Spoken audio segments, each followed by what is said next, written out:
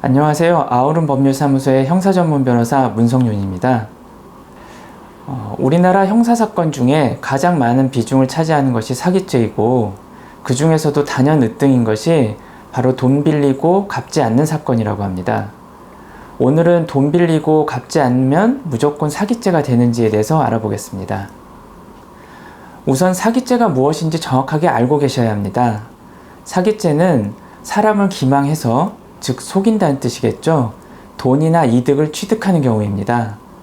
여기서 중요한 요건은 바로 기망행위, 즉 속이는 행위가 있어야 한다는 겁니다. 오늘의 주제인 돈을 빌리고 안 갚을 때 사기죄가 되는지 여부도 돈을 빌릴 때 기망행위가 있었는지 여부에 따라서 달라지게 되는 거죠. 그러면 돈을 빌릴 때 어떤 기망행위를 하게 될까요? 첫째, 돈 갚을 능력이 있는 것처럼 속이게 됩니다. 이것을 법적으로 변제 능력이라고 합니다. 그리고 두 번째는 돈을 갚을 의사가 있는 것처럼 속이게 되는 거죠. 이것을 법적으로는 변제 의사라고 합니다. 그래서 정리하면 돈을 빌릴 때 변제 능력이나 변제 의사가 있는 것처럼 속이면 사기죄가 되는 겁니다. 몇 가지 예를 들어 보겠습니다.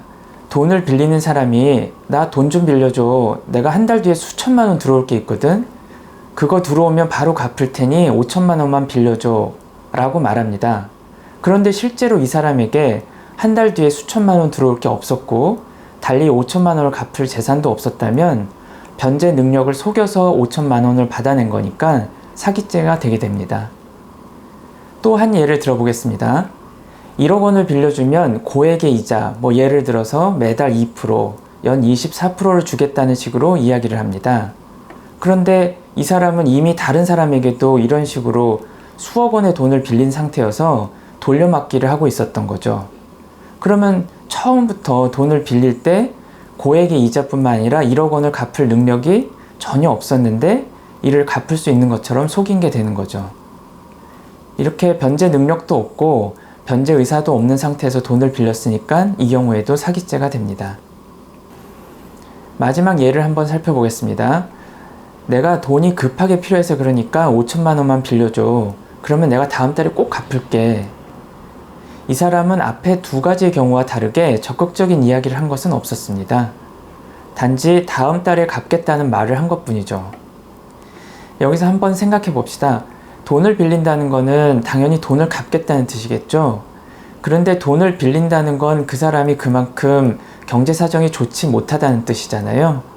그러니까 변제 능력도 당연히 부족하겠죠.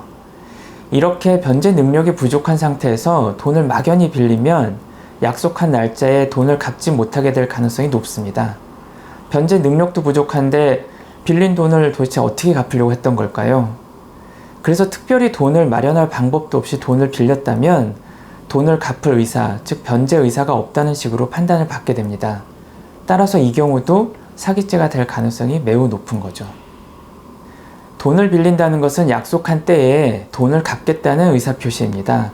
따라서 돈을 빌린 후 특별한 사정이 생겨서 부득이 갚지 못하는 경우가 아니라면 변제 의사나 변제 능력이 없는 것으로 보아서 대부분 사기죄가 성립할 가능성이 높다는 점 기억해 주시기 바랍니다.